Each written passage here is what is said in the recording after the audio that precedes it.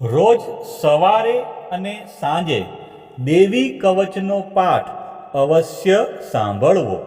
દેવી કવચ સાંભળતા પહેલાં કોમેન્ટમાં તમારી કુળદેવીનું નામ જરૂરથી લખવું. હવે આપણે દેવી કવચનો પાઠ શરૂ કરીશું.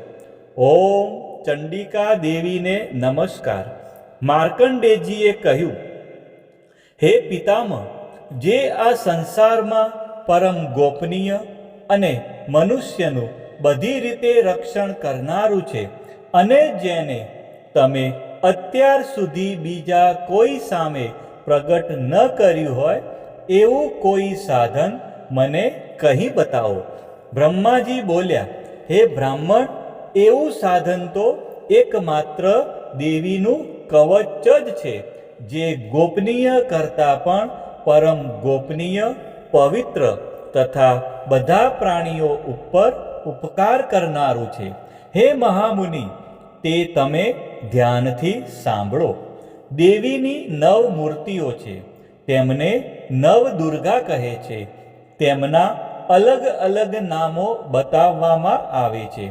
પહેલું નામ શૈલપુત્રી છે, બીજું નામ બ્રહ્મચારિણી છે, ત્રીજું ચંદ્રઘંટાના નામે પ્રસિદ્ધ છે, ચોથી મૂર્તિને કુષ્માંડા કહે છે, પાંચમી દુર્ગાનું નામ સ્કંદમાતા છે, છઠ્ઠી દુર્ગાનું નામ કાત્યાયની છે, સાતમું સ્વરૂપ એટલે કાલરાત્રિ, આઠમું સ્વરૂપ એટલે મહાગૌરી અને નવમી દુર્ગા એટલે સિદ્ધિદાત્રી. આ બધા નામ વેદ ભગવાન દ્વારા કહેવાયા છે. જ્યારે કોઈ મનુષ્ય અગ્નિથી સળગી રહ્યો હોય, યુદ્ધભૂમિમાં શત્રુઓથી ઘેરાઈ ગયો હોય તથા કોઈ ભયથી ડરી ગયો હોય અને મા દુર્ગાનું શરણ લીધું હોય, તેનું ક્યારેય કોઈ અમંગળ થતું નથી. યુદ્ધના સમયે મુશ્કેલી હોવા છતાં પણ તેને કોઈ વિપત્તિ ઉદ્ભવતી નથી. તેને શોક, દુઃખ અને ભય પ્રાપ્ત થતા નથી. જેમણે દેવીનું ભક્તિપૂર્વક સ્મરણ કર્યું છે, તેમનો અભ્યુદય નક્કી છે. હે દેવી, જેઓ તમારું ચિંતન કરે છે, તેમનું તમે ચોક્કસ કલ્યાણ કરો છો, તેમનું તમે ચોક્કસ રક્ષણ કરો છો. ચામુંડા દેવી પ્રેત ઉપર આરૂઢ થયેલા હોય છે અને વારાહી પાડા પર સવારી કરે છે. ઐન્દ્રીનું વાહન ઐરાવત હાથી છે. વૈષ્ણવી ગરુડ પર આવે છે અને માહેશ્વરી આખલા પર આરૂઢ થયેલા છે. કૌમારીનું વાહન મોર છે. વિષ્ણુ પ્રિય લક્ષ્મી કમળ પર વિરાજમાન છે અને તેમના હાથમાં લાલ કમળ છે. આખલા પર આરૂઢ થયેલ દેવી ઈશ્વરીએ શ્વેત વસ્ત્ર ધારણ કરી રાખ્યા છે. બ્રાહ્મી હંસ પર બેઠેલા છે અને બધા જ આભૂષણો ધારણ કર્યા છે. આ બધી દેવીઓ માતાઓ યોગ શક્તિથી સંપન્ન છે, જેઓ અનેકવિધ આભૂષણો પહેરવાથી શોભે છે. તેમણે અનેક રત્નો ધારણ કર્યા છે, ક્રોધથી ભરેલી છે અને ભક્તોનું રક્ષણ કરવા રથમાં બેઠેલી છે.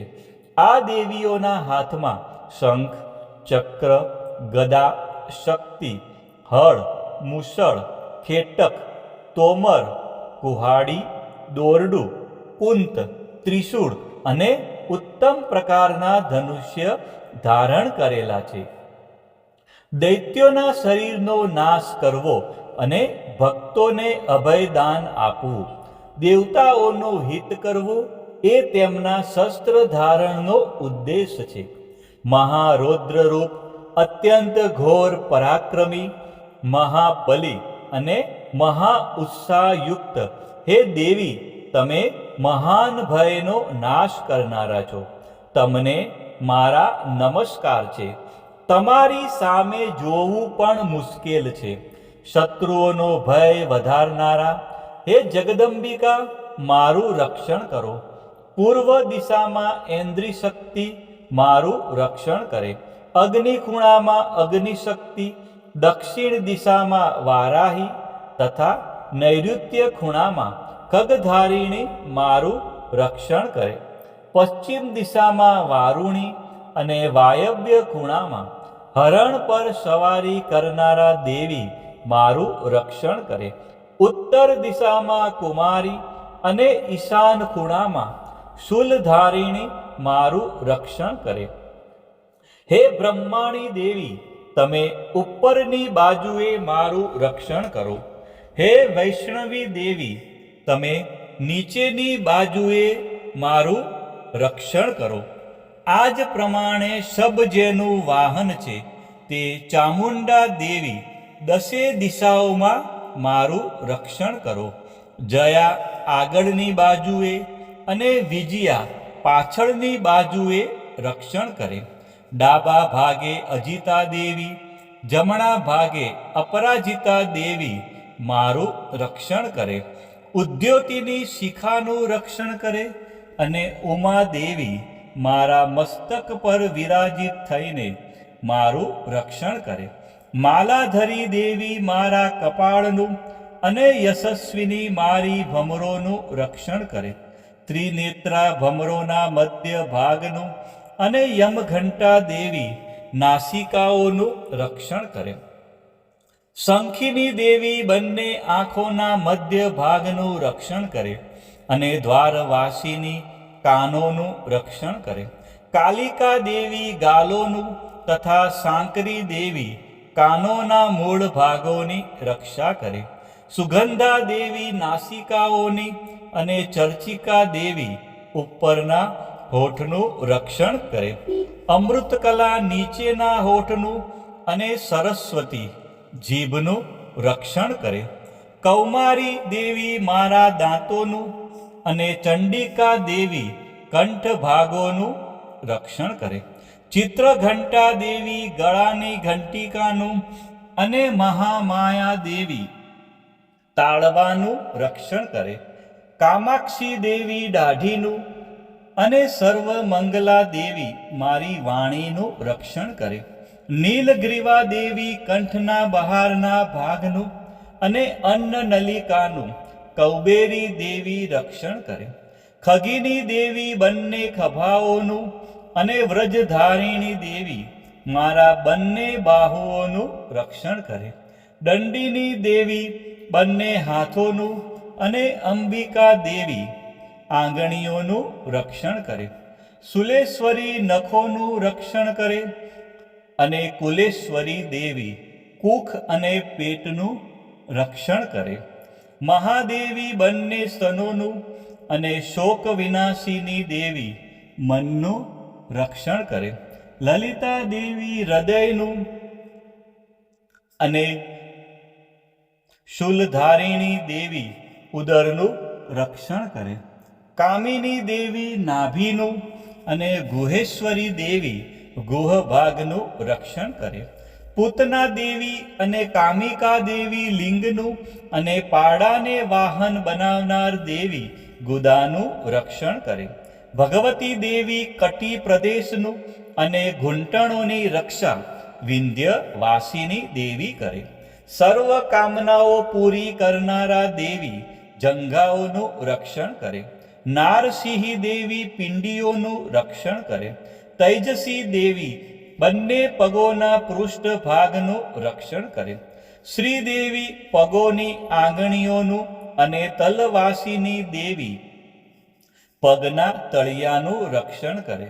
પોતાની વિકરાળ દાઢોથી ભયંકર દેખાતા કરાલી દેવી નખોનું અને ઉદ્ધવ કેશીની દેવી વાળનું રક્ષણ કરે. કૌબેરી દેવી રૂવાટીના છિદ્રોનું અને વાઘેશ્વરી ત્વચાનું રક્ષણ કરે. પાર્વતી દેવી રક્ત, મજ્જા, વસા, માંસ, હાડકા અને મેદનું રક્ષણ કરે.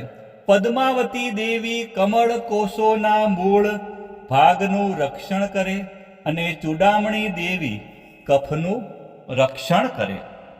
જ્વાળામુખી નખોના તેજનું અને અભેગા સમસ્ત સાંધાઓનું રક્ષણ કરે. એ બ્રહ્માણી દેવી, તમે મારા વીર્યનું રક્ષણ કરો. હે છત્રેશ્વરી દેવી, મારી છાયાનું રક્ષણ કરો. હે ધર્મધારિણી દેવી, મારા અહંકાર, મન અને બુદ્ધિનું, તેમજ હે વ્રજ ધારણ કરનારા દેવી, મારા પ્રાણ, અપાન, વ્યાન, ઉદાન અને સમાનનું રક્ષણ કરો. કલ્યાણથી શોભતા હે દેવી, મારા પ્રાણનું રક્ષણ કરો. યોગીની દેવી, રસ, રૂપ, ગંધ, શબ્દ અને સ્પર્શનું, અને હે નારાયણી દેવી, તમે મારા સત્વ, રજ અને તમો ગુણનું રક્ષણ કરો. વારાહી દેવી આયુષ્યનું રક્ષણ કરે, અને વૈષ્ણવી દેવી ધર્મનું રક્ષણ કરે. તથા ચક્ર ધારણ કરનારા દેવી, યશ અને કીર્તિ, લક્ષ્મી અને ધનનું, તેમજ વિદ્યાનું રક્ષણ કરો. હે ઇન્દ્રાણી, તમે ગોત્રનું રક્ષણ કરો. હે ભૈરવી, તમે મારી પત્નીનું રક્ષણ કરો. હે ચંડિકા દેવી, મારા પશુઓનું રક્ષણ કરો. હે મહાલક્ષ્મી દેવી, પુત્રોનું, સંતાનોનું રક્ષણ કરો. હે સુપથા દેવી, મારા પથનું, અને ક્ષેમકરી દેવી, મારા માર્ગનું રક્ષણ કરો. હે મહાલક્ષ્મી દેવી, રાજદ્વારી કાર્યોમાં મારું રક્ષણ કરો. તથા સર્વ બાજુએ રહેલા વિજયા દેવી, ચારે બાજુ રહીને રક્ષણ કરો. હે દેવી, જે સ્થાન દેવી કવચમાં કહેવાયું નથી અને તેથી રક્ષણ વિનાનું છે, તે બધા સ્થાનો તમારા વડે સુરક્ષિત થાય, કારણ કે તમે વિજયશાલિની અને પાપનાશીની છો. મનુષ્ય પોતાના શરીરનું ભલું ઈચ્છતો હોય તો તેણે દેવી કવચનો પાઠ કર્યા વિના એક ડગલું પણ ભરવું નહીં. દેવી કવચનો પાઠ કરીને જ યાત્રા કરવી. દેવી કવચના પાઠથી બધી બાજુથી સુરક્ષિત થયેલો મનુષ્ય જ્યાં જ્યાં જાય છે ત્યાં ત્યાં તેને ધન લાભ થાય છે, તથા સઘળી કામનાઓ પર વિજય પ્રાપ્ત થાય છે. તે જે અભિષ્ટ વસ્તુનું ચિંતન કરે છે તેને તે અચૂકપણે પ્રાપ્ત કરી લે છે. તે મનુષ્ય આ પૃથ્વી ઉપર અતુલ ઐશ્વર્ય પામે છે. દેવી કવચથી રક્ષાયેલો મનુષ્ય નિર્ભય થઈ જાય છે. યુદ્ધમાં તેમનો પરાજય થતો નથી, તથા તે ત્રણેય લોકમાં પૂજનીય બને છે. આ દેવી કવચ દેવતાઓને પણ દુર્લભ છે. જે આ દેવી કવચનો દરરોજ 3 સંધ્યાએ શ્રદ્ધાપૂર્વક પાઠ કરે છે તેની દૈવી કલા પ્રાપ્ત થાય છે, તથા તે ત્રણેય લોકમાં પરાજિત થતો નથી. એટલું જ નહીં, તે અપમૃત્યુથી રહિત થઈને 100 કરતાં પણ વધુ વર્ષ જીવે છે. દેવી કવચ ધારણ કરનારા મનુષ્યની રાજા તરફથી સન્માન અને વૃદ્ધિ થાય છે. આ દેવી કવચ મનુષ્યના તેજની વૃદ્ધિ કરનારું અને ઉત્તમ છે. આ દેવી કવચનો પાઠ કરનારો મનુષ્ય પોતાની કીર્તિથી શોભા પામીને પૃથ્વી ઉપર પોતાના સુયશ સાથે સાથે વૃદ્ધિ પામે છે.